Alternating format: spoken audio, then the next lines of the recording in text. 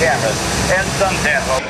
You know it's cold. Wider from Mansfield, Ohio, Loadmaster Major Scott Boyer, and both the pilots up front are 737 pilots for Continental Airlines.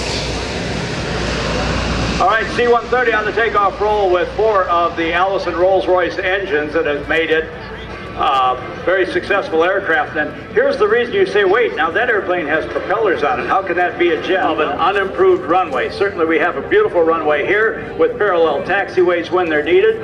That is not possible in a remote parts of the world where you need to get in men, equipment, ammunition, medical supplies, food to keep the Army moving. A high-speed pass as the gear and flaps are up. You can see the power is up to torpedo power, and a streaming pass at about 290 miles per hour or so.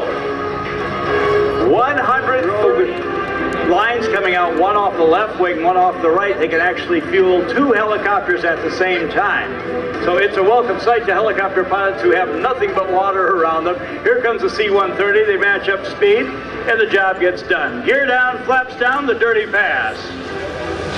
With the door open in the back, and one of the crew members, one of the loadmasters, or one of the other crew members not in the cockpit, giving you a wave. Now, they'll probably reconfigure and come back in.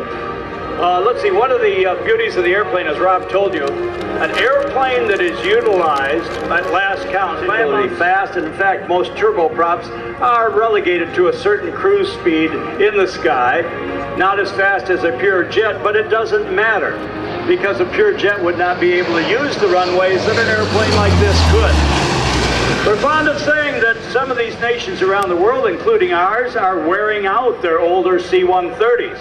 And it is often said it takes a C-130 to replace a C-130. And Rob told you about that new one, the J model.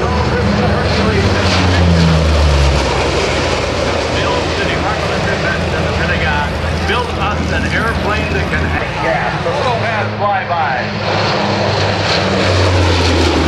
I will stand corrected. It's 132 feet 6 inches in length on the wingspan, but just wanted to make sure I got that little bit right.